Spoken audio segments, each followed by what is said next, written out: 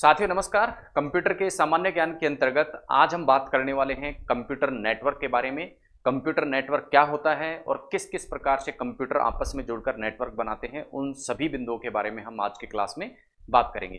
तो सबसे पहले देखते हैं कंप्यूटर के नेटवर्क और फिर देखेंगे उसके विभिन्न प्रकार। आइए देखते हैं कंप्यूटर नेटवर्क क्या होता है। कंप्यूटर नेटवर्क को यदि हम सामान्य शब्दों में समझें तो इसका तात्पर्य है जब एक से अधिक कंप्यूटर आपस में जोड़ दिए जाएं तो उसे क्या कह दिया जाता है, कंप्यूटर नेटवर्क कह दिया जाता है। तो जिस प्रकार से आप देख रहे हैं ये कुछ कंप्यूटर्स आपस में आपको जुड़े हुए दिखाई दे रहे हैं। तो जब इस प्रकार से एक से अधिक कंप्यूटर्स को आपस में जोड़ दिया जाता है तो उसे क्या कह देते हैं, हम कंप्यूटर नेटवर्किंग कह देते हैं। क्या कह देते हैं? कंप्यूटर नेटवर्किंग कह देते हैं। अब कंप्यूटर नेटवर्किंग में जब कंप्यूटर आपस में जुड़ते हैं तो कोई ना कोई माध्यम होता है उनके जुड़ने का। तो ये माध्यम वायर भी हो सकता है और वायरलेस भी हो सकता है। यानी कि कंप्यूटर आपस में वायर नेटवर्क से भी जुड़ सकते हैं और वायरलेस नेटवर्क से भी आपस में जुड़े हुए हो सकते हैं। तो दो प्रकार के नेटवर्क हो गए, वायर्ड नेटवर्क और नॉन वायर्ड नेटवर्क या वायरलेस नेटवर्क। अब जरूरी नहीं है कि कंप्यूटर नेटवर्क में केवल कंप्यूटर ही आपस में जुड़े, कंप्यूटर के अलावा अन्य उपकरण भी, जैसे आपको यहां दिख पा रहे हैं, जैसे यहां प्रिंटर को हमने कंप्यूटर के साथ में जोड़ दिया, राउटर को हमने कंप्यूटर के साथ में जोड़ दिया। तो इस प्रकार से न केवल कंप्यूटर अपितु अन्य इलेक्ट्रॉनिक जो डिवाइस है वो भी कंप्यूटर के साथ में कंप्यूटर नेटवर्किंग में क्या हो सकती हैं, जुड़ी हुई हो सकती हैं। तो कंप्यूटर नेटवर्किंग में न केवल कंप्यूटर अपितु अन्य डिवाइसेस भी क्या होती हैं, आपस में जुड़ी हुई होती हैं। तो मोटे तौर पे हम कह सकते हैं कि किसी भी कंप्यूटर नेटवर्किंग में क्या होते हैं, एक तो कंप्यूटर्स होते हैं, उसके अलावा स्विच होते हैं, मॉडेम, सर्वर और कुछ अन्य उपकरण होते हैं जो आपस में जुड़े हुए होते हैं। अब इनमें से प्रत्येक जो उपकरण है, ये पूरे नेटवर्क में से जो प्रत्येक उपकरण है उस प्रत्येक उपकरण को हम क्या कह देते हैं, नोड कह देते हैं। यानी कंप्यूटर नेटवर्क में जितने भी उपकरण जुड़े हुए होते हैं उनमें से प्रत्येक उपकरण क्या कहलाता है, नोड या होस्ट कहलाता है। नोड या होस्ट कहलाता है। अब एक नोड से दूसरे नोड में, एक नोड से दूसरे नोड में जो डेटा का स्थानांतरण होता है वो किसके रूप में होता है, पैकेट्स के रूप में। यानी यहां से यहां डेटा जाएगा तो वो किस रूप में जाएगा, पैकेट के रूप में जाएगा। और यही सारी जो प्रक्रिया है वो क्या कहलाती है, कंप्यूटर नेटवर्किंग कहलाती है। तो ये तो थी कंप्यूटर नेटवर्किंग की धारणा या कॉन्सेप्ट। अब हम बात करते हैं कि किसी भी कंप्यूटर नेटवर्क में, जैसा हमने बताया कि कुछ उपकरण या डिवाइसेस आपस में जुड़ी हुई होती हैं जिन्हें क्या कह दिया जाता है, नोड कह दिया जाता है। क्या कह दिया जाता है, नोड कह दिया जाता है। अब प्रत्येक उपकरण या प्रत्येक नोड की कंप्यूटर के नेटवर्क में एक विशिष्ट पहचान होती है, एक विशिष्ट जो है वो पहचान होती है, तभी नेटवर्क उसको क्या करता है, पहचानता है। तो एक विशिष्ट पहचान या आइडेंटिटी होती है और इस आइडेंटिटी के कारण ही एक पर्टिकुलर या विशिष्ट डिवाइस की तरफ या उपकरण की तरफ डाटा का क्या होता है, संचरण होता है। यानी एक एड्रेस होता है कि हर प्रत्येक कंप्यूटर नेटवर्क में प्रत्येक डिवाइस का कोई एक निश्चित एड्रेस होता है। क्या होता है, निश्चित एड्रेस होता है। और ये जो एड्रेस है वो दो तरीकों से दर्शाया जा सकता है। एक तो मैक नंबर, जिसे मीडिया एक्सेस कंट्रोल एड्रेस कहते हैं, और दूसरा इस प्रकार का एड्रेस होता है आईपी एड्रेस। तो आइए देख लेते हैं दोनों प्रकार के एड्रेस क्या होते हैं। पहले बात करेंगे हम मैक एड्रेस के बारे में या मैक नंबर के बारे में। मैक नंबर का तात्पर्य है मीडिया एक्सेस कंट्रोल एड्रेस। तो ये एक प्रकार का किसी भी डिवाइस का या किसी भी उपकरण का कंप्यूटर नेटवर्क से जुड़ा हुआ कोई भी उपकरण का क्या होता है, एक प्रकार का भौतिक या हार्डवेयर एड्रेस होता है। भौतिक या हार्डवेयर एड्रेस होता है और इसे कुछ अन्य नामों से भी जाना जाता है, जैसे एनआईसी या नेटवर्क इंटरफेस कार्ड या फिर इथरनेट कार्ड के नाम से भी इसको जाना जा सकता है। ये एक परमानेंट एड्रेस होता है, अर्थात मैक नंबर किसी भी डिवाइस का, कंप्यूटर नेटवर्किंग में कोई भी डिवाइस जुड़ी है, मैक नंबर उसका क्या होता है, स्थायी एड्रेस होता है। और जब इस डिवाइस का निर्माण किया जाता है, किसी भी डिवाइस का निर्माण किया जाता है, उस निर्माण के समय ही इस नंबर को उस डिवाइस पे क्या कर दिया जाता है, अंकित कर दिया जाता है। यानी कि चाहे डिवाइस किसी भी नेटवर्क, यानी एक नेटवर्क, जैसे सपोज ये नेटवर्क नंबर 1 में कोई डिवाइस जुड़ी है, ये मान लो नेटवर्क नंबर 1 है, नेटवर्क 1। अब दूसरे नेटवर्क में, नेटवर्क नंबर 2 में यदि इस डिवाइस को जोड़ दिया जाए तो भी इसका मैक नंबर परिवर्तित नहीं होगा, यानी मैक नंबर सेम ही रहेगा। क्यों? क्योंकि मैक नंबर क्या होता है, मैन्युफैक्चरिंग के समय ही डिवाइस पर अंकित कर दिया जाता है। नेटवर्क बदलने पर भी किसी भी डिवाइस का मैक नंबर जो है वो परिवर्तित नहीं होता, मैक एड्रेस परिवर्तित नहीं होता। अब मैक एड्रेस एक्चुअल में होता क्या है, एक 12 डिजिट की हेक्सागोनल नंबर होता है, 12 डिजिट का हेक्सागोनल नंबर होता है, जो कि यदि डेटा के रूप में देखें तो 48 बिट का होता है। कितने बिट का होता है? 48 बिट का होता है। 12 डिजिट, ध्यान रखना आपको, 12 तो डिजिट हैं और 48 बिट का ये क्या होता है? एड्रेस होता है। अब इसमें से पहली 6 जो डिजिट होती है, यानी पहले 24 जो बिट होते हैं मैक एड्रेस में, वो क्या होते हैं? डिवाइस निर्माण आईडी, कि ये डिवाइस कब बनी थी उसके बारे में बताते हैं, और इसे एक दूसरे नाम OVI या इसे यूनिकी आइडेंटिफायर के नाम से जानते हैं, उसको दर्शाते हैं। यानी कि मैक आईडी जो होती है 12 डिजिट की, उसमें से पहले जो 6 अक्षर होते हैं वो OVI या यूनिकी आइडेंटिफायर कहलाते हैं, जो कि डिवाइस निर्माण का क्या होती है? उस डिवाइस या उस युक्ति की एक आईडी होती है। और लास्ट के जो 6 डिजिट होते हैं मैक नंबर के, जो कि 24 बिट साइज के ही होते हैं, वो डिवाइस का क्या होता है? उस युक्ति का, उस उपकरण का सिग्नल नंबर होता है। एग्जाम्पल के लिए देखें, जैसे किसी डिवाइस का क्या है, जो मैक नंबर है वो क्या है? FCF8AECE7B16 है। तो इसमें से पहली 6 डिजिट, यानी ये वाली जो डिजिट है, ये तो इस डिवाइस का क्या? डिवाइस निर्माण आईडी होंगी, जिसे OVI कह दिया जाएगा, और लास्ट के जो 6 डिजिट हैं वो क्या होंगी? डिवाइस का सिग्नल नंबर होगा। तो ये हुआ मैक नंबर, जो कि किसी भौतिक एड्रेस को बताता है किसी भी डिवाइस के लिए। दूसरा जो कॉन्सेप्ट है जिसके द्वारा कंप्यूटर के नेटवर्क में किसी भी डिवाइस का या किसी भी उपकरण का एड्रेस निर्धारित होता है, वो होता है IP एड्रेस। और इस IP एड्रेस को इंटरनेट प्रोटोकॉल एड्रेस के नाम से भी जाना जाता है। अब कोई भी उपकरण जो कि किससे जुड़ा हो, कोई भी डिवाइस या कोई भी उपकरण जो कि इंटरनेट से जुड़ा हुआ होता है, उस उपकरण को एक IP एड्रेस मिलता है। क्या मिलता है? IP एड्रेस मिलता है, जिससे ये पहचान हो सके कि इंटरनेट पे जुड़ी हुई ये उपकरण कौन सा है। ठीक है।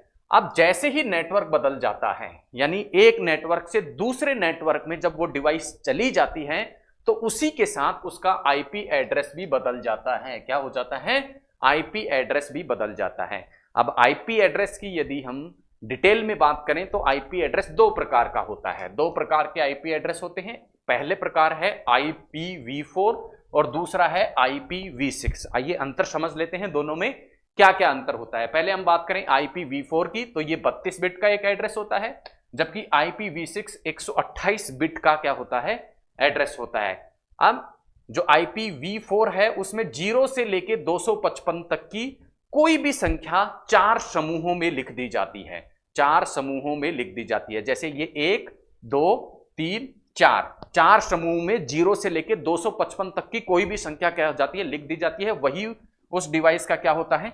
IP एड्रेस होता है। जबकि IPv6 प्रकार के जो IP एड्रेस होते हैं उसमें 8 समूहों में संख्या लिखी जाती है, और साथ में डिजिट्स के साथ में अल्फाबेट का भी प्रयोग होता है। यहां आपको अल्फाबेट नहीं दिखाई दे रहा, लेकिन IPv6 प्रकार का जो IP एड्रेस होगा उसमें अल्फाबेट भी होते हैं, जैसे 2001 CDBA 0040404032579652। ये क्या है? कोई IP एड्रेस है।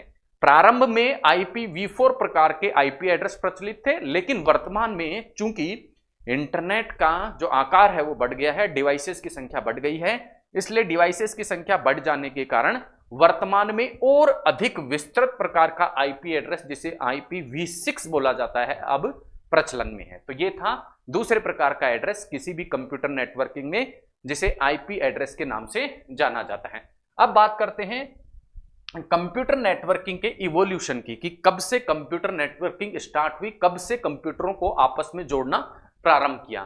तो यदि हम इसको देखें तो हम पाएंगे कि कंप्यूटरों को जोड़ने का जो कार्य है वो 1961 से प्रारंभ हो जाता है। 1961 से क्या हो गया था? प्रारंभ हो गया था, और अलग अलग प्रकार से विभिन्न समय में कंप्यूटर्स में नेटवर्क में कंप्यूटर्स को जोड़ा जाता है। तो सबसे पहले 1961 में, ठीक है, एडवांस रिसर्च प्रोजेक्ट नाम का एक प्रोजेक्ट था, जिसे ARPANET के नाम से जाना जाता था। उसके द्वारा कंप्यूटर नेटवर्किंग की सबसे पहले शुरुआत होती है। 1969 में जो ARPANET जो है वो UCLA और SRI के रूप में क्या होता है? फंक्शनल बनता है। उसके बाद आता है साल 1971 का, और इस साल में रॉय टॉमिल्सन जो है वो एक नेटवर्क मैसेजिंग को डेवलप करते हैं जिसे ईमेल के नाम से जाना जाता है। यानी ईमेल की जो शुरुआत होती है वो सबसे पहले 1971 में होती है और किसके द्वारा की जाती है? रॉय टॉमिल्सन के द्वारा की जाती है। किसके द्वारा की जाती है? रॉय टॉमिल्सन के द्वारा की जाती है। फिर उसके बाद में वर्ष 1974 में इंटरनेट शब्द पहली बार प्रयोग में किया जाता है और पहली बार इंटरनेट या उस वक्त तक इसको क्या कहा जाता था? ARPANET, ARPANET, इसका पहली बार कमर्शियल या व्यावसायिक उपयोग है वो प्रारंभ होता है। और किस नाम से प्रारंभ होता है? टेलीनेट नाम से सबसे पहले इंटरनेट का व्यावसायिक प्रयोग 1974 में स्टार्ट होता है। उसके बाद आता है वर्ष 1982 और 1982 में टीसीपी या आईपी जो है उसको सबसे पहली बार ARPANET नेटवर्क में क्या किया जाता है? इंट्रोड्यूस किया जाता है। टीसीपी या आईपी क्या होता है? आईपी एड्रेस के बारे में हम पढ़ चुके हैं। टीसीपी के बारे में आने वाली कुछ स्लाइड्स में हम जानेंगे। 1983 में सबसे पहली बार डोमेन नेम नाम का सिस्टम चालू होता है कि किसी भी युक्ति या डोमेन का क्या नाम दिया जाए। उसके बाद में 1986 में नेशनल साइंस फाउंडेशन जो होता है वो NSFENET नाम का एक प्रोग्राम लाता है जिसके माध्यम से अधिक लोगों को इंटरनेट के माध्यम से जोड़ा जाता है। 1990 में बर्न्सली, कौन? बर्न्सली। और बर्न्सली कहां पे? सर्न नाम की एक लेबोरेटरी है, CERN नाम की एक लेबोरेटरी है, वहां पे HTML URL नाम की और www 3 ये टर्म जो है वो कॉइन करते हैं और इनको नेटवर्क में जोड़ते हैं।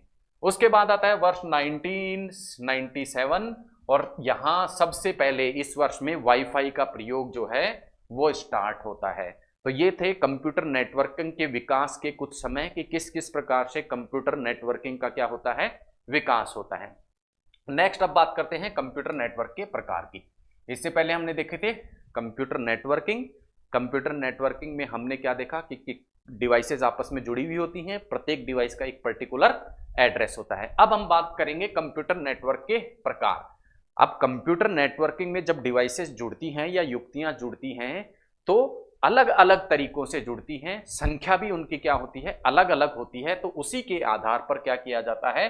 कंप्यूटर नेटवर्क के प्रकार निर्धारित किए जाते हैं। इनमें से पहला जो प्रकार है वो है पर्सनल एरिया नेटवर्क या जिसे किस नाम से जाना जाता है? PAN नाम से जाना जाता है। और ये पैन नेटवर्क केवल थोड़े बहुत उपकरणों को, छोटे क्षेत्र में उपकरणों को या डिवाइसेस को आपस में जोड़ता है या कंप्यूटर्स को आपस में जोड़ता है। इसकी रेंज केवल 10 मीटर होती है और आपस में ये उपकरण वायरलेस या वायर के द्वारा आपस में जुड़े हुए रहते हैं। यानी 10 मीटर की रेंज में स्थित उपकरणों को यदि किसी नेटवर्क के माध्यम से आपस में जोड़ दिया जाए तो इसे पर्सनल एरिया नेटवर्क कह देते हैं। पर्सनल एरिया नेटवर्क कह देते हैं। जैसे आपको ये दिखाई दे रहा है, मान लो एक हॉस्पिटल या एक स्कूल में सारे कंप्यूटर्स को आपस में जोड़ दिया जाए तो वो किस प्रकार का नेटवर्क होगा? पर्सनल एरिया नेटवर्क कहलाएगा। दूसरे प्रकार का नेटवर्क होता है लोकल एरिया नेटवर्क। किस प्रकार का network? Local area network. Local area network को इथरनेट भी कहते हैं। ये क्या होता है? तीव्र गति से क्या करता है? डेटा का ट्रांसफर करता है और इसकी रेंज होती है 1 किलोमीटर। ये भी वायरलेस भी हो सकता है और वायर्ड भी हो सकता है। तो इसको एक उदाहरण से समझे कि हॉस्पिटल में यदि कंप्यूटर आपस में जुड़े हुए होते हैं वो क्या हो गया? Personal area network. लेकिन यदि एक कॉलोनी में सभी डिवाइसेस को, सभी कंप्यूटर्स को आपस में नेटवर्क से जोड़ दिया जाए तो वो किस प्रकार का नेटवर्क हो जाएगा? Local area network. या एक बिल्डिंग में सभी मंजिलों के कंप्यूटर को आपस में जोड़ दिया जाए तो वो क्या हो गया?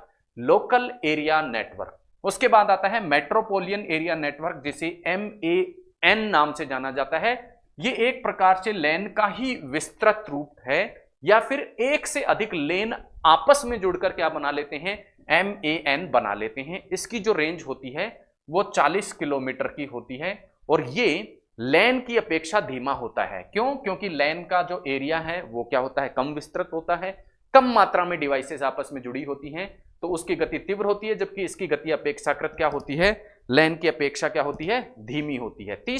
चौथे प्रकार का जो नेटवर्क है वो है वाइड एरिया नेटवर्क जिसे WAN के नाम से जाना जाता है। ये अत्यधिक विस्तृत क्षेत्र में फैले हुए कंप्यूटर्स को आपस में जोड़ता है या डिवाइसेस को आपस में जोड़ सकता है।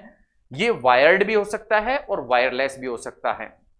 ये सभी प्रकार के लैन वैन और कंप्यूटर्स को आपस में जोड़ देता है, और इसका एग्जाम्पल है सबसे अच्छा इंटरनेट, जो कि पूरे विश्व के जो कंप्यूटर्स हैं उनको आपस में क्या करता है, कनेक्ट करता है। अब इस इमेज के माध्यम से आप देख सकते हैं, इमेज में यदि आप देखेंगे तो आपको दिखाई देगा कि किस प्रकार से लैन वैन और मैन और इंटरनेट को हम डिसाइड कर सकते हैं। सबसे छोटा नेटवर्क ये आपको दिखाई दे रहा है, सबसे छोटे एरिया में जो नेटवर्क हुआ ये वाला क्या हो गया, PAN, पर्सनल एरिया नेटवर्क। फिर इससे ज्यादा एरिया में जो हो गया वो क्या हो गया, LAN, लोकल एरिया नेटवर्क। उससे बड़ा क्या हो गया, MAN, मेट्रोपोलियन एरिया नेटवर्क। और सबसे बड़ा वो क्या हो गया, WAN, वाइड एरिया नेटवर्क। तो ये नेटवर्क के क्या हैं, कुछ प्रकार हमने देखे। अब बात करेंगे, जब भी कोई नेटवर्किंग होती है, या यूं कह सकते हैं युक्तियों को आपस में जोड़ा जाता है, उपकरणों को आपस में जोड़ा जाता है कंप्यूटर नेटवर्किंग के माध्यम से, तो उसमें कुछ नेटवर्किंग डिवाइसेस भी जुड़ी होती हैं। कंप्यूटर्स के अलावा कुछ नेटवर्किंग डिवाइसेस भी क्या होती हैं, कंप्यूटर नेटवर्क में जुड़ी होती हैं। और वो डिवाइसेस हैं modem, Ethernet card, RJ45, repeaters, hub, switch, router और गेटवे। आइए एक एक करके सभी को देख लेते हैं कि ये क्या होती हैं। सबसे पहले हम बात करेंगे मॉडेम की। मॉडेम का तात्पर्य होता है मॉड्यूलेटर एंड डीमॉड्यूलेटर, मॉड्यूलेटर और डीमॉड्यूलेटर। अब ये रिसीवर और सेंडर दोनों ही सिरों पर जुड़ी होती है, यानी सेंडर जो होगा, यानी डेटा भेजने वाली जो मशीन होगी या उपकरण होगा, उसमें भी क्या होगा, सेंडर पे भी क्या जुड़ा हुआ होगा, मॉडेम। और डेटा रिसीव करने वाला जो उपकरण होगा वहां पर भी क्या होगा, मॉडेम होगा। यानी ये कोई कंप्यूटर नेटवर्क है, इस कंप्यूटर नेटवर्क में मान लो ये पहला उपकरण है जो कि क्या, सेंडर का काम करता है, यानी डेटा भेज रहा है। और दूसरा उपकरण क्या है, रिसीवर है। क्या है, दूसरा उपकरण डेटा को क्या कर रहा है, रिसीव कर रहा है। तो सेंडर पे भी एक मॉडेम लगी होती है और रिसीवर के एंड पर भी एक मॉडेम लगी हुई होती है। सेंडर के सिरे पर और रिसीवर दोनों सिरों पर क्या करती है, मॉडेम लगी हुई होती है। सेंडर जो सिरा होता है, यानी जो डेटा को भेज रहा होता है जो डिवाइसेस, उस सिरे पर मॉडेम क्या करती है, डिजिटल सिग्नल को एनालॉग सिग्नल में बदलती है। और रिसीवर के सिरे पर, रिसीवर पे जो मॉडेम लगी हुई होती है वो इस एनालॉग सिग्नल को डिजिटल सिग्नल में बदल देती है। इमेज में एक बार देख लेते हैं कि किस प्रकार से ये कार्य किया जाता है। इमेज में थोड़ा और आपको ये चीज जो है क्लियर होती है। तो आइए देखते हैं किस प्रकार से ये कार्य होता है। आप देखेंगे ये कोई उपकरण है, ये उपकरण क्या है, मान लो सेंडर है। क्या है, सेंडर। अब इस सेंडर द्वारा डेटा डिजिटल सिग्नल के रूप में भेजा जाता है। अब इस सेंडर के पास में क्या है, मॉडेम। अब ये मॉडेम क्या करती है, इस डिजिटल सिग्नल को किस में बदल देती है, एनालॉग सिग्नल में बदल देती है। एनालॉग सिग्नल कहां जाता है, ये दूसरी मॉडेम जो कि किस सिरे पर लगी हुई है, ये रिसीवर, रिसीवर के सिरे पर लगी हुई है। रिसीवर के सिरे पर ये जो मॉडेम होती है, ये अब इस एनालॉग सिग्नल को वापस से किस में बदल देती है, डिजिटल सिग्नल में बदल देती है। तो ये थे मॉडेम के कार्य। नेक्स्ट हम बात करते हैं दूसरी networking device, Ethernet card. Ethernet card, Ethernet card को एक अन्य नाम से भी जाना जाता है जिसे NIC, नेटवर्क इंटरफेस कार्ड कहा जाता है। अब जो इथरनेट कार्ड या हम कह सकते हैं NIC जो कार्ड होता है, उसका काम क्या होता है, ये कंप्यूटर और नेटवर्क के मध्य क्या करता है, एक इंटरफेस है, एक योजक है। यानी कोई भी नेटवर्क है, उससे कोई कंप्यूटर जुड़ा है, तो वो दोनों आपस में जुड़ेंगे कैसे, कोई भी नेटवर्क से कोई भी कंप्यूटर किसके माध्यम से जुड़ेगा, इथरनेट कार्ड के माध्यम से जुड़ेगा। इस प्रकार का ये एक उपकरण होता है जो कि कंप्यूटर के अंदर लगा रहता है, और यहां आकर क्या करता है, कोई नेटवर्क की केबल जो है वो इससे कनेक्ट होती है। यानी नेटवर्क से कंप्यूटर को जोड़ने का जो कार्य किया जाता है वो इस इथरनेट कार्ड के द्वारा किया जाता है। और ये इथरनेट कार्ड कंप्यूटर के मदरबोर्ड पर एक सर्किट के रूप में लगा हुआ रहता है। आप देख पा रहे हैं इस प्रकार के सर्किट के रूप में क्या होता है, ये कार्ड कंप्यूटर के मदरबोर्ड में लगा रहता है। और प्रत्येक इथरनेट कार्ड की जो कि किसी कंप्यूटर में लगा होता है, उसकी एक निश्चित पहचान होती है, एक निश्चित आइडेंटिटी होती है, जिसे मैक नंबर के नाम से जाना जाता है। और इसके द्वारा उसकी पहचान जो है वो सुनिश्चित होती है। अब इस इथरनेट कार्ड के माध्यम से जो डाटा ट्रांसफर होता है वो 1 MBps से लेके 1 GBps का जो नेटवर्क है वो कंप्यूटर को डाटा ट्रांसफर कर सकता है इथरनेट कार्ड के माध्यम से। ठीक है, तो इतनी डेटा के स्पीड को ये इथरनेट कार्ड क्या करते हैं, सपोर्ट करते हैं। ये था दूसरी प्रकार की नेटवर्किंग डिवाइस जिसे हमने जाना किस नाम से, इथरनेट कार्ड के नाम से। आइए देखते हैं और किस प्रकार की कुछ डिवाइसेस किसी कंप्यूटर नेटवर्किंग में जुड़ी होती हैं। वो है अगली RJ45, जिसे रजिस्टर जैक 45 के नाम से, RJ का तात्पर्य है रजिस्टर जैक 45 के नाम से भी जाना जाता है। अब ये एक्चुअल में क्या होता है, एक छोटा सा प्लास्टिक बैग होता है, प्लग होता है, छोटा सा प्लास्टिक प्लग होता है, आप देख पा रहे हैं। और इसमें इस प्रकार की अगले सिरे पर एक क्या लगी हुई होती है, पिन होती है। और ये पिन क्या होती है, 8 सिरों वाली होती है, यानी 8 सुइयों वाली एक पिन होती है, जिसको कहां फिट कर दिया जाता है, जो जाके किस में जुड़ जाती है, इथरनेट कार्ड में जुड़ जाती है। जो हमने पिछली स्लाइड में देखा था उस कार्ड में जाकर क्या हो जाती है, ये नेटवर्क की जो केबल है वो इथरनेट कार्ड में इस पिन के माध्यम से क्या हो जाती है, जुड़ जाती है। यानी ये एक प्रकार का जैक होता है जो क्या कर देता है, नेटवर्क को कंप्यूटर से जोड़ देता है। तो ये था क्या, RJ45। अगली जो डिवाइस कंप्यूटर नेटवर्किंग में लगी होती है वो है रिपीटर्स। अब ये रिपीटर्स का जो प्रमुख कार्य क्या है, वो है, देखिए सिग्नल एक जगह से चला और दूसरी जगह सिग्नल को पहुंचना है। अब मान लो नेटवर्क क्या है, बड़ा है, बड़े क्षेत्र में फैला हुआ है, तो इस पूरी प्रक्रिया के दौरान यानी डाटा ट्रांसफर के दौरान डेटा के जो स्पीड है वो क्या पड़ जाती है, कम पड़ जाती है। तो संचार के दौरान जैसे जैसे दूरी बढ़ती जाती है वैसे वैसे जो डेटा सिग्नल हैं वो क्या हो जाने लग जाते हैं, कमजोर पड़ने लग जाते हैं।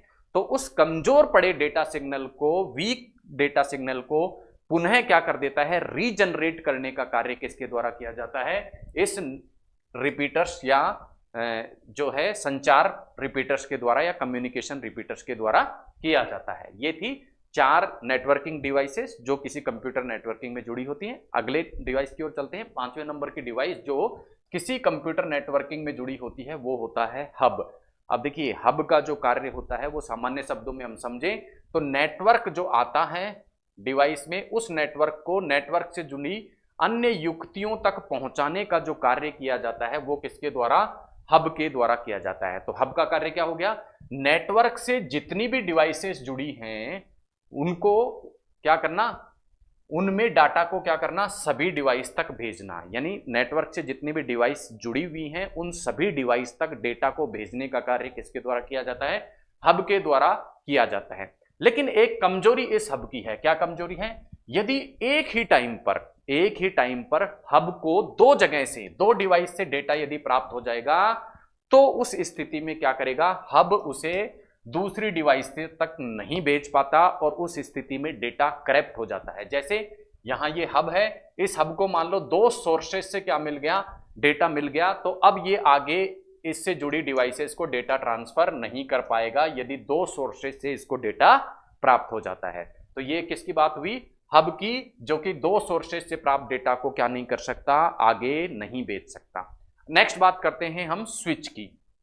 अब स्विच क्या करता है, नेटवर्क से जुड़ी हुई कोई भी जो डिवाइस होती है उससे प्राप्त डेटा को एक निश्चित दिशा में ही भेजता है। हब में हमने देखा कि ये सभी डिवाइसेस को डेटा भेज देता है, प्राप्त डेटा को। लेकिन स्विच क्या करता है, एक पर्टिकुलर डायरेक्शन में या एक पर्टिकुलर डिवाइस को ही डेटा का संचरण करता है। ठीक है, पर्टिकुलर। आप देखिए जैसे ये स्विच है, आप देख पा रहे हैं स्विच, यहां आप स्विच देख पा रहे हैं। मान लो ये स्विच नाम की एक डिवाइसेस है। ये क्या करता है, जैसा हमने देखा था हब तो प्रत्येक दिशा में डेटा का संचरण करता है, लेकिन स्विच क्या करता है, केवल एक पर्टिकुलर डिवाइस को ही क्या करेगा, डेटा भेजेगा। जैसे यहां से डेटा आया स्विच के पास में, अब स्विच ऐसा नहीं कि इसको इधर भी भेज देगा, इधर भी भेज देगा और इधर भी भेज देगा, नहीं, ये केवल पर्टिकुलर एक डायरेक्शन में स्विच क्या करेगा, केवल एक ही डायरेक्शन में डेटा को भेजेगा। मान लो इस डिवाइस को भेजना है तो केवल इसी डिवाइसेस को भेजेगा, अन्य डिवाइस को ये डेटा नहीं भेजेगा। अब इसकी विशेषता क्या है, हमने देखा हब को एक साथ 2 डेटा जब प्राप्त हो जाते हैं तो वो डेटा का संचरण नहीं कर पाता, जबकि यहां यदि 2 डिवाइसेस से भी क्या हो गया, स्विच को डेटा प्राप्त हो गया तो भी ये इन दोनों डेटा को क्या कर सकता है, पर्टिकुलर या डेजिग्नेटेड डिवाइस को भेज सकता है। तो ये अंतर था किसमें, किस प्रकार में, हब और स्विच द्वारा जो डेटा ट्रांसफर होता है उसमें अंतर जो है वो किस प्रकार का होता है ये हमने देखा। तो क्या होता है, स्विच क्या होता है, करप्टर डेटा प्राप्त होने पर भी क्या कर सकता है, स्विच जो है वो सेंडर को सही प्रकार का डेटा ट्रांसफर करता है। जबकि हब में हमने देखा था कि हब को यदि 2 से ज्यादा सोर्सेस से डेटा प्राप्त हो गया तो उस डेटा को क्या कर देगा, वो करप्ट कर देता है। तो ये बात हुई किसकी, हब और स्विच की। नेक्स्ट जो नेटवर्किंग डिवाइस है वो है राउटर। अब राउटर क्या होता है, राउटर एक प्रकार से इंटरनेट और लैन को आपस में जोड़ता है, इंटरनेट और लैन को आपस में जोड़ता है। लैन एक छोटा नेटवर्क है और इंटरनेट एक बड़ा नेटवर्क है। तो इंटरनेट को लैन से जोड़ने वाली जो युक्ति होती है, जो उपकरण होता है, वो क्या कहलाता है, राउटर कहलाता है। क्या कहलाता है, राउटर कहलाता है। अब ये जो राउटर होता है ये ना केवल डाटा को रिसीव कर सकता है अपितु डाटा को क्या कर सकता है, सेंड भी कर सकता है, और इसी के साथ में ये डेटा का एनालिसिस या विश्लेषण जो है वो भी कर सकता है। इसलिए आप देखिए क्या क्या काम कर सकता है, कोई भी राउटर 3 प्रकार के काम कर रहा है यहाँ पे। सबसे पहला, ये डेटा को क्या कर सकता है, सेंड भी कर सकता है, भेज भी कर सकता है। दूसरा, रिसीव भी कर सकता है। और तीसरा, ये क्या कर सकता है, एनालिसिस भी कर सकता है, डेटा का एनालिसिस या विश्लेषण भी कर सकता है। और चूंकि विश्लेषण की इसमें क्षमता होती है, ठीक है, क्या क्षमता होती है, विश्लेषण करने की इसमें क्षमता होती है, इसके कारण मॉडेम द्वारा अपने से जुड़ी युक्तियों या डिवाइसेस को केवल उस प्रकार का डेटा भेजा जाता है जो उन डिवाइसेस द्वारा ग्रहणीय हो।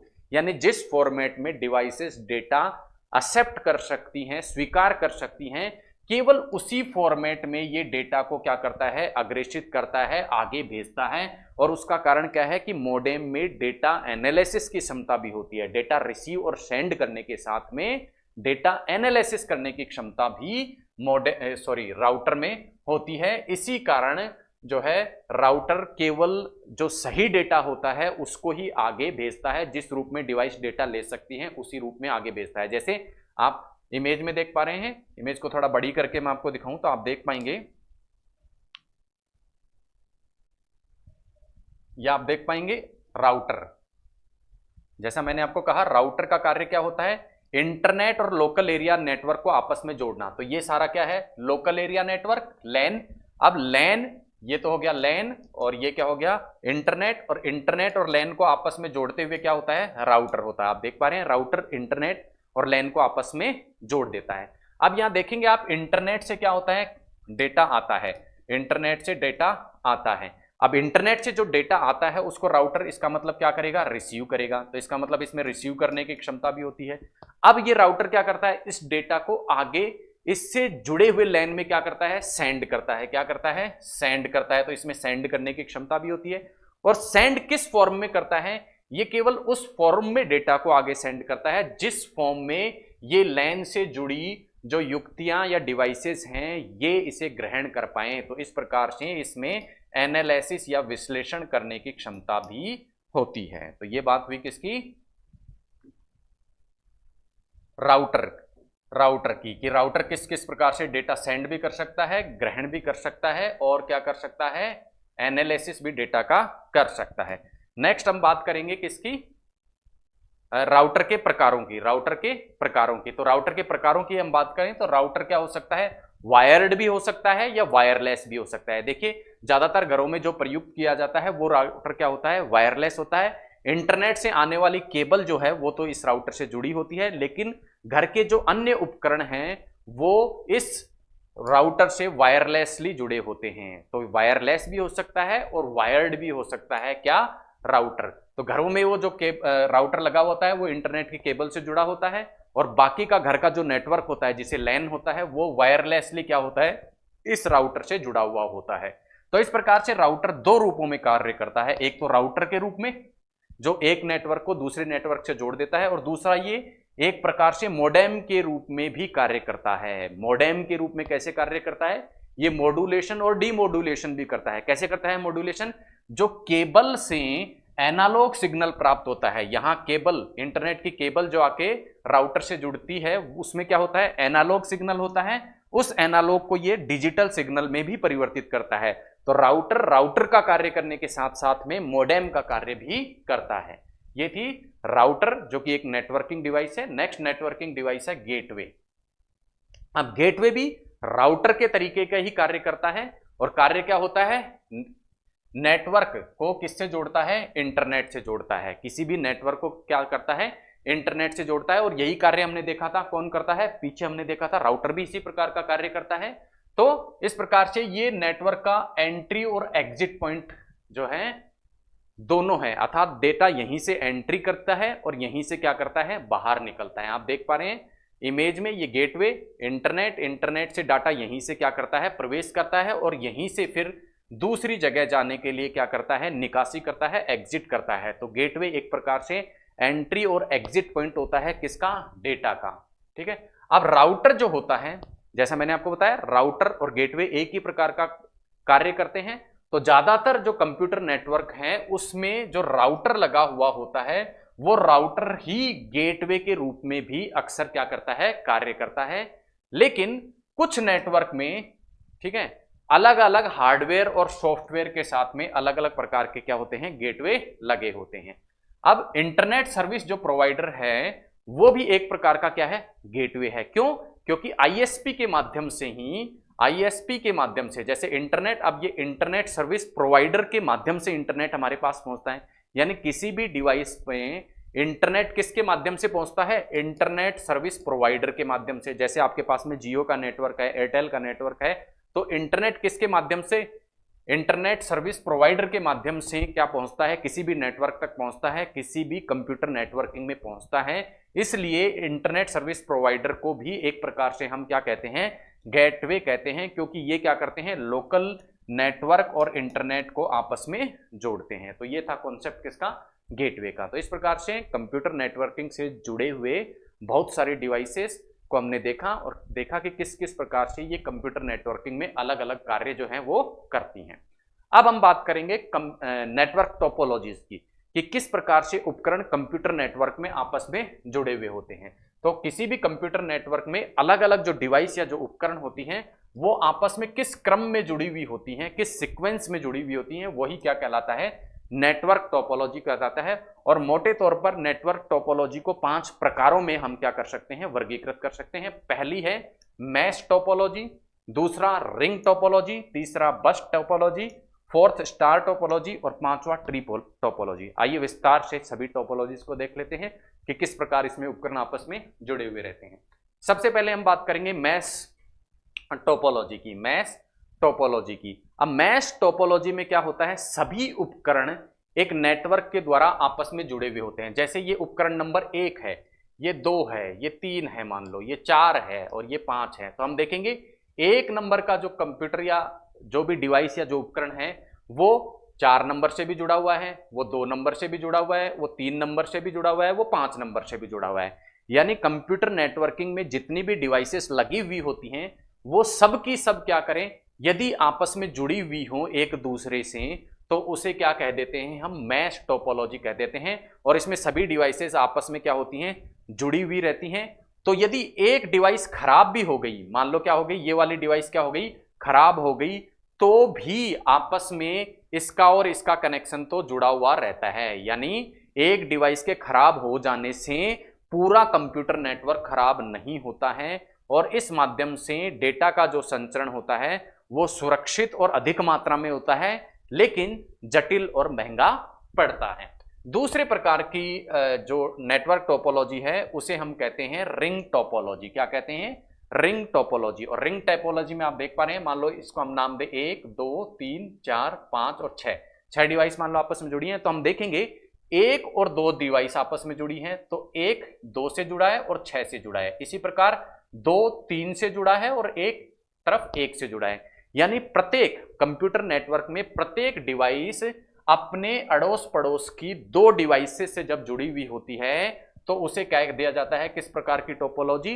रिंग टोपोलॉजी कह दिया जाता है। इसमें डेटा का जो संचरण होता है वो क्लॉकवाइज या एंटी क्लॉकवाइज होता है। यानी डाटा या तो क्या जाएगा? यूं से यूं यूं यूं ट्रांसफर होगा, या फिर कैसा हो सकता है? इससे उल्टी दिशा में इस प्रकार से ट्रांसफर हो सकता है। तो क्लॉकवाइज या एंटी क्लॉकवाइज डेटा का क्या होता है? ट्रांसफर होता है। और जो डेटा संचरित होता है वो इसमें अपेक्षाकृत कम सुरक्षित रूप में, कम सिक्योर रूप में क्या होता है? संचरित होता है। तीसरे प्रकार की नेटवर्क टोपोलॉजी है वो है बस टोपोलॉजी, बस टोपोलॉजी। ठीक है, अब बस टोपोलॉजी में संचार माध्यम के द्वारा क्या होती हैं, डिवाइसेस एक दूसरे से जुड़ी हुई होती हैं, यानी डायरेक्टली एक डिवाइस का दूसरी डिवाइस से किसी प्रकार का कोई संबंध नहीं होता।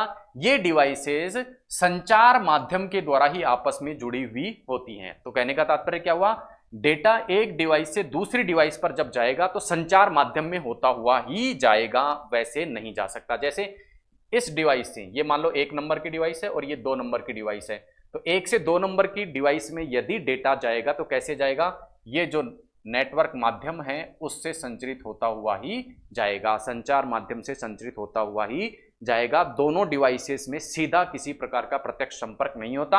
इसमें डेटा का संचरण जो होता है अपेक्षाकृत कम सिक्योर होता है, क्योंकि एक संचरण माध्यम से होता हुआ डेटा गुजरता है। अगले प्रकार की जो नेटवर्क टोपोलॉजी है वो है स्टार प्रकार की नेटवर्क टोपोलॉजी। और स्टार प्रकार की नेटवर्क टोपोलॉजी में एक सेंट्रल डिवाइस से बाकी की जो डिवाइसेस होती हैं नेटवर्क की, वो क्या होती हैं, जुड़ी हुई होती हैं। यानी एक डिवाइस होती है वो सेंट्रल डिवाइस होती है और उस सेंट्रल डिवाइस से बाकी की सभी डिवाइस क्या होती हैं, जुड़ी हुई होती हैं। तो सेंट्रल डिवाइस क्या कर सकती है, सभी के सभी जो डिवाइसेस होती हैं अन्य सभी डिवाइसेस को डेटा भेज सकती है और उनसे डेटा प्राप्त कर सकती है। डेटा का ट्रांसफर होता है वो अपेक्षाकृत अधिक तीव्र गति से होता है, दक्षतापूर्ण होता है, एफिशिएंसी होता है। लेकिन एक समस्या यहाँ इस नेटवर्क में ये है कि यदि सेंट्रल डिवाइस खराब हो गई तो बाकी की डिवाइसों का आपस में किसी प्रकार का संपर्क नहीं है, तो सेंट्रल डिवाइस खराब तो सारा का सारा कंप्यूटर नेटवर्क क्या हो जाता है, खराब हो जाता है। उसके बाद में आता है अगले प्रकार का नेटवर्क कहलाता है ट्री और हाइब्रिड नेटवर्क टोपोलॉजी, जिसके अंतर्गत अलग अलग प्रकार के नेटवर्क जो हमने पढ़े वो आपस में क्या होते हैं, संयुक्त होते हैं। तो इस तरह से कंप्यूटर नेटवर्किंग में डिवाइसेस किस प्रकार से आपस में जुड़ती हैं, कंप्यूटर आपस में किस प्रकार से जुड़ते हैं, उसके आधार पर हमने मैश, रिंग, बस, स्टार और ट्री टोपोलॉजीज को देखा। नेक्स्ट हम बात करते हैं इंटरनेट और WWW के बारे में। पहले हम बात करेंगे इंटरनेट, फिर हम बात करेंगे WWW के बारे में। पहले हम बात कर रहे हैं इंटरनेट। तो इंटरनेट क्या है, एक बहुत बड़ा नेटवर्क है जिसके अंतर्गत बहुत सारे कंप्यूटर आपस में जुड़े हुए हैं। यानी ये एक क्या है, ग्लोबल का मतलब वैश्विक नेटवर्क है जिसमें बहुत सारे कंप्यूटर्स क्या हैं, आपस में जुड़े हुए होते हैं। अब इन कंप्यूटर्स में डेटा हो या ना हो, फाइल हो या ना हो, एक कंप्यूटर से दूसरे कंप्यूटर में डेटा का संचरण हो रहा हो या नहीं हो रहा हो, इससे मतलब नहीं है। यानी इंटरनेट का तात्पर्य तो क्या हो गया, 1 2 3 इस प्रकार से बहुत सारी डिवाइस जब आपस में किसी ना किसी माध्यम से जुड़ गई तो उसको क्या बोल दिया, इंटरनेट। अब इस 1 नंबर की जो डिवाइस है उसमें क्या डाटा है क्या नहीं है उससे मतलब नहीं है, 2 में क्या डेटा है, 3 में, यानी डेटा से मतलब नहीं है, केवल कनेक्शन से मतलब है। यदि बहुत सारी डिवाइसेस वैश्विक रूप से आपस में जुड़ गई तो वो क्या हो गया, इंटरनेट हो गया। अब बात करते हैं हम WWW की, जो कि क्या होता है, वर्ल्ड वाइड वेब, या जिसे वेब भी बोला जाता है। अब इसमें ग्लोबल नेटवर्किंग से जुड़े हुए वेब पेज होते हैं। यानी एक नेटवर्क से जुड़े हुए केवल डिवाइसेस नहीं होंगी, डिवाइसेस में क्या होगा, कुछ डेटा भी होगा। जब ये डेटा या वेब पेज आपस में क्या हो जाते हैं, किसी नेटवर्क से जुड़ गए, तब उसको क्या कहेंगे, WWW कहेंगे। यानी केवल कंप्यूटर्स के आपस में जुड़ने को तो क्या कह देंगे, इंटरनेट। यदि उन कंप्यूटर्स में किसी प्रकार का डेटा हो और वो भी आपस में जब जुड़ जाए तो उसे क्या कह देंगे, हम वर्ल्ड वाइड वेब कह देंगे। क्या कह देंगे, वर्ल्ड वाइड वेब कह देंगे। एक प्रकार से वर्ल्ड वाइड वेब क्या है, बहुत सारी वेबसाइट यदि आपस में जुड़ जाती हैं तो उसे वर्ल्ड वाइड वेब कह देते हैं। और ये प्राय किसके माध्यम से जुड़ी हुई होती हैं, इंटरनेट के माध्यम से आपस में जुड़े हुई होती हैं। तो वर्ल्ड वाइड वेब को आपस में जोड़ने का माध्यम क्या है, इंटरनेट है। अब यदि WWW के अवयव हम देखें, जिस प्रकार से हमने इंटरनेट के अवयव या कंपोनेंट्स में देखा था, तो इंटरनेट में केवल क्या होता है, कंप्यूटर्स आपस में जुड़े हुए होते हैं। जबकि यहां WWW के अवयव यदि हम देखें तो इसमें क्या होता है, एक तो होता है HTML, जिसे कहा जाता है हाइपर रिसोर्स मार्कअप लैंग्वेज। और ये वो लैंग्वेज होती है जिसमें किसी वेबसाइट या वेब पेज का क्या किया जाता है, निर्माण किया जाता है। तो जिस भाषा या लैंग्वेज में किसी वेब पेज का निर्माण किया जाता है वो क्या होती है, HTML होती है।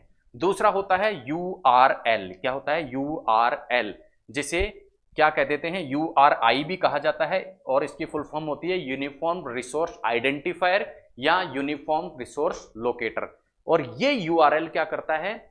किसी भी वेबसाइट पर एक पर्टिकुलर पेज का क्या होता है? लिंक होता है। यानी वेब पेज या वेबसाइट का एक पर्टिकुलर एड्रेस जो होता है वो क्या होता है? URL होता है। उसके बाद आता है HTTP। HTTP जिसे कहा जाता है हाइपर टेक्स्ट ट्रांसफर प्रोटोकॉल। आपको सबकी फुल फॉर्म याद रखनी है, क्योंकि फुल फॉर्म परीक्षा में कई बार पूछ ली जाती है। तो HTML की है hyper resource markup language, URL की है यूनिफॉर्म रिसोर्स आइडेंटिफायर या यूनिफॉर्म रिसोर्स लोकेटर, HTTP की है हाइपर टेक्स्ट ट्रांसफर प्रोटोकॉल। और HTTP में क्या होते हैं? कुछ नियमों का समूह होता है, और इन नियमों के अंतर्गत ही वेब पेज इंटरनेट में आपस में जुड़े हुए रहते हैं। तो HTTP क्या है? एक नियमों का समूह है, जबकि HTML क्या है? एक लैंग्वेज है, और URL क्या है? आपस में जुड़े हुए वेब पेज हैं या वेबसाइट हैं। तो ये कुछ इंटरनेट और www में अंतर को हमने समझा। अब हम बात करते हैं इंटरनेट के निर्माण के बारे में, कि इंटरनेट का आखिर निर्मित कैसे होता है इंटरनेट में। तो आपको पता है इंटरनेट में वैश्विक रूप से बहुत सारे कंप्यूटर आपस में जुड़े हुए होते हैं। तो सबसे पहले एक दूसरे से जुड़े हुए कंप्यूटर होंगे, मॉडेम होगा, मॉडेम के बाद में क्या होगा? इंटरनेट सर्विस प्रोवाइडर होगा। Internet service provider regional network से इंटरनेट को जोड़ देता है, और रीजनल नेटवर्क फिर नेशनल नेटवर्क से जुड़े होते हैं, और फिर नेशनल नेटवर्क किससे? ग्लोबल नेटवर्क से जुड़े होते हैं।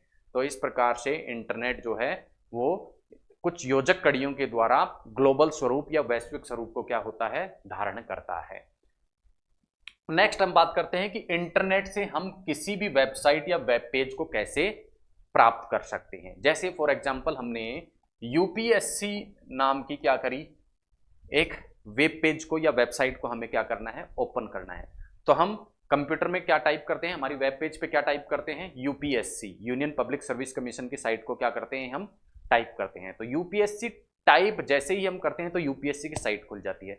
तो क्या कंप्यूटर UPSC को समझता है? नहीं, कंप्यूटर UPSC को नहीं समझता। तो क्या किया जाता है?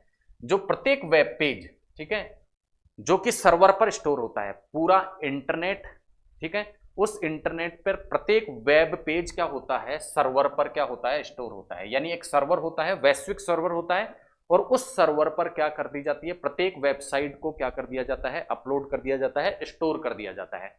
अब जो सर्वर होता है उसका एक निश्चित क्या होता है? IP एड्रेस होता है, और IP एड्रेस जो होता है वो एक जटिल संख्या होती है। क्या होता है? जटिल संख्या होती है।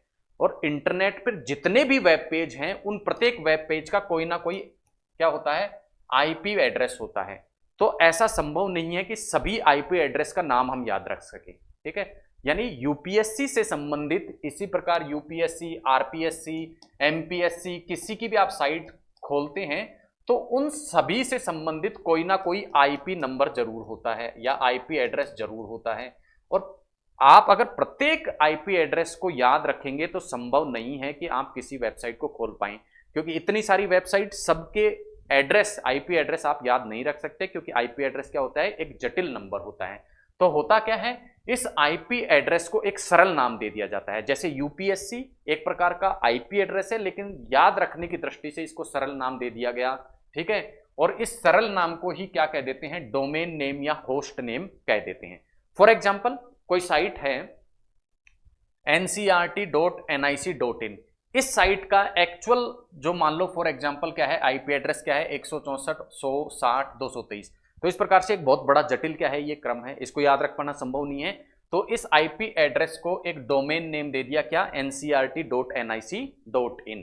जब भी आप इस डोमेन नेम को क्या करोगे? सर्च करोगे, तो सर्वर पर ये क्या करेगा? इस IP एड्रेस को खोलेगा, इस IP एड्रेस को खोलेगा, और इस नेम को डालने से, डोमेन नेम को डालने से IP एड्रेस खुल जाना किसके द्वारा संभव होता है? DNS server.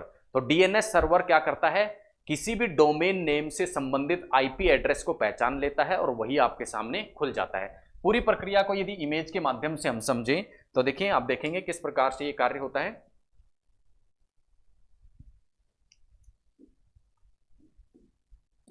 अब ये देखिए, ये क्या है? ब्राउजर है, इंटरनेट है, ठीक है। अब क्या करना है आपको? क्या करना है? कुछ चीज क्या करनी है, सर्च करनी है। क्या करनी है, सर्च करनी है। तो आप उसका क्या डाल देंगे, डोमेन नेम डाल देंगे। क्या डाल देंगे, डोमेन नेम डाल देंगे। तो डोमेन नेम के माध्यम से इंटरनेट से वो चीज क्या हो जाएगी, ब्राउज हो जाएगी, क्योंकि डीएनएस सर्वर उस डोमेन नेम से संबंधित आईपी एड्रेस को आपको सर्च करके दे देगा। अब ये आईपी एड्रेस मान लो इस प्रकार का है, आपने टाइप किया क्या, www.example.com, मान लो www.example.com आपने क्या किया, टाइप किया। अब ये टाइप होके कहां पहुंचा, डीएनएस सर्वर के पास में पहुंचा। अब डीएनएस सर्वर पहचान करेगा कि इस www.example.com से संबंधित आईपी एड्रेस कौन सा है, और पहचान लेगा कि इससे संबंधित आईपी एड्रेस ये है, और इस आईपी एड्रेस से को कहां भेज देगा, ये इंटरनेट पे भेज दिया। अब इंटरनेट क्या करेगा, इस आईपी एड्रेस के अनुसार वही चीज क्या कर देगा, वेब सर्वर तक भेज देगा, और आपके समक्ष नाम आप डालेंगे डोमेन नेम, लेकिन उससे संबंधित आईपी एड्रेस को पहचान कर आपको उसी से संबंधित जो फाइल है वो खुल जाएगी। यही सिस्टम होता है किसका, इंटरनेट का। तो इसी के साथ कंप्यूटर नेटवर्किंग की जो आज की हमारी क्लास है वो समाप्त होती है। मिलते हैं अगली क्लास में एक नए टॉपिक के साथ में, तब तक के लिए धन्यवाद। जय हिंद।